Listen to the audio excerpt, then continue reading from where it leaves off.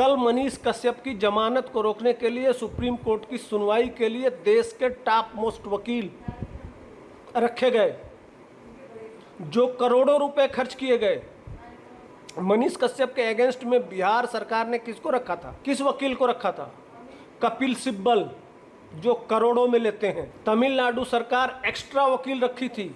ये कह रहे हैं कि टीचरों को हम बाबू बिहार के परमानेंट टीचर होंगे। इसके पहले वो पढ़ाते नहीं थे क्या? जिन शिक्षक भर्ती की बात कर रहे हैं, इसके पहले वो क्या करते थे?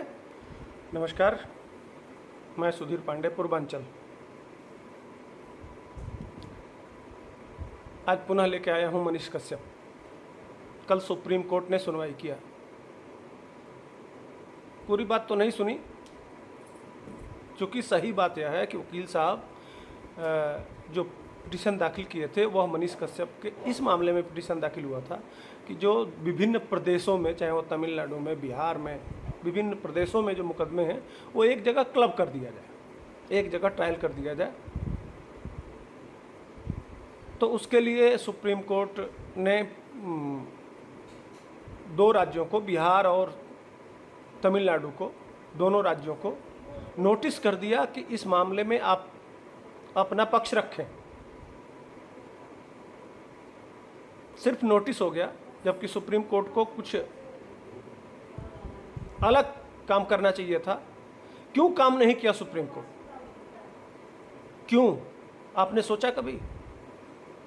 जुबेर के मामले में कितना टाइम लगा? तुरंत। पवन खेड़ा के मामले में तुरंत जमानत मिल गई। 12 बजे रात को सुप्रीम कोर्ट आतंकवादियों के लिए खोल दिया जाता है। क्यों? अंतर क्या आपने देखा? सोचा कुछ? नहीं सोचा आपने। यही देश का दुर्भाग्य है भैया। कुछ भी हो, सरकार आप चुनते हैं, सरकार आप बनाते हैं, सब कुछ है आपका, लेकिन पूछ बड़ों के ही होती है, पूछ राजनेताओं की होती है। पूछ इस लोकतंत्र में जो बड़े बड़े लोग हैं, पैसे वाले लोगों की पूछ होती है साहब। जो पैसे वाले होते हैं ना, उन्हीं का महत्व है, उन्हीं की बात सुनी जाती है और वही महत्वपूर्ण है। अगर ऐसा नहीं होता तो मनीष कश्यप के साथ भी बड़े बड़े वकील खड़े होते। मनीष कश्यप के अगेंस्ट में बिहार सरकार ने किसको रखा था, किस वकील को रखा था? कपिल सिब्बल, जो करोड़ों में लेते हैं। तमिलनाडु सरकार एक्स्ट्रा वकील रखी थी।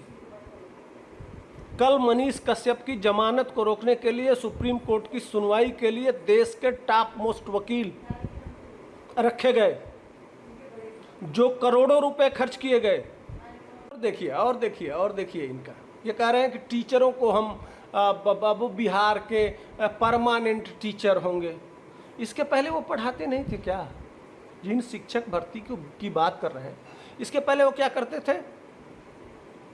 भाई, जनता उनको शिक्षक ही समझती थी, बच्चे उनको शिक्षक ही समझते थे, उनको ज्ञान वो दे रहे थे।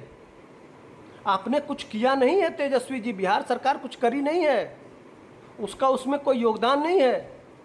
हाँ, वो कम पैसे में पढ़ा रहे। पेट है साहब, पेट कराता है, छोटे पैसे में करा रहे थे। आप उनको बंधुआ मजदूर समझ के उनसे काम ले रहे थे। चूंकि अब आपको वोट लेना है, तो यह कहिए ना वोट के लिए कर रहे हैं, यह मत कहिए कि हम नौकरी दे रहे हैं। वो पहले भी पढ़ाते थे, लेकिन वह संविदा के आधार पर पढ़ाते थे। अब उनको आप कह दे रहे हैं कि चलिए आपको टीचर मान ले रहे हैं, आपने कागज में लिख लिया, आज तक नहीं लगा। तो यह उनके लिए नहीं, उनके सम्मान के लिए नहीं, उनकी प्रतिष्ठा के लिए नहीं, उनकी ज़रूरत के हिसाब से नहीं, उन शिक्षा के लिए नहीं कर रहे हैं कि बिहार के लोग शिक्षित हों। यह उद्देश्य आपका नहीं है।